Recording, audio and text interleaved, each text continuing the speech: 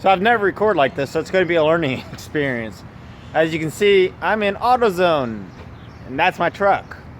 It broke down on me, and I got to fix it because, well, I'm not in town. I'm out of town, and we got to fix it. I'm not in town. So we get to do this repair in one take. Alright,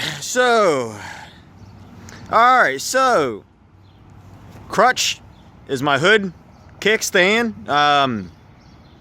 Get it? Anyway, it'll do the job. So what happened? Cummins motors are normally very robust, and only if there's like smell-o-vision or smell a computer or something, you just get the strong smell of diesel. It's very, very strong. And if you look through here, you can see everything's really kind of clean. And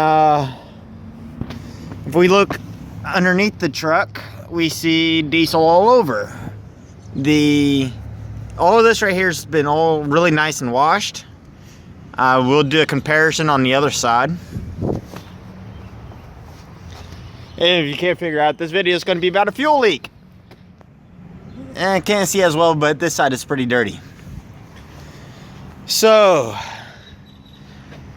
I don't know which one I just got pulled out of the road, but one of these injectors, or the line going from it, blew. So I get to pull it all apart and try to figure out which one and why, and what we need to do to replace it. So yeah, I'm gonna start looking up parts.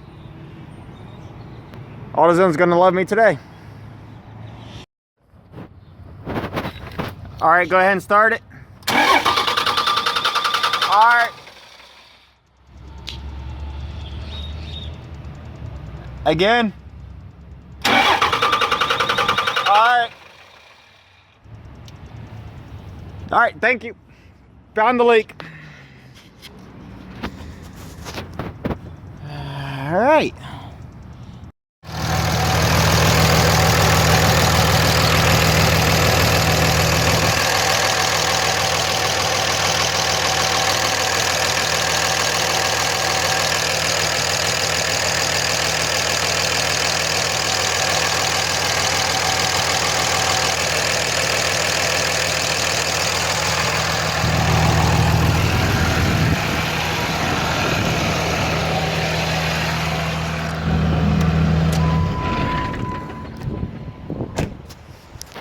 All right, so this is what went bad.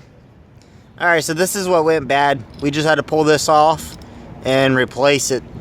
These are really prone to crack, and so once I figured out that's where it was leaking, it was just a quick, easy fix.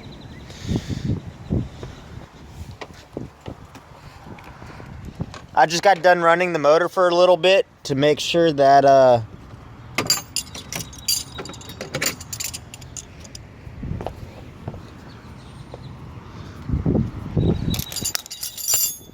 I just got done running the motor for a little bit to make sure that the leak was taken care of. To get the bolt off, you'll need a 10 millimeter, and I use a 19 and a 3/4 box wrenches to get it off, and then I use this right here to get into a little bit of a tighter spot just to run it off. Use these to break it, use this to run it off. It makes life a lot easier. So that was actually a pretty easy fix, and back on the road within about an hour and a half. And I was mostly just waiting for parts place to open up. Not bad. Time for me to get home. Later.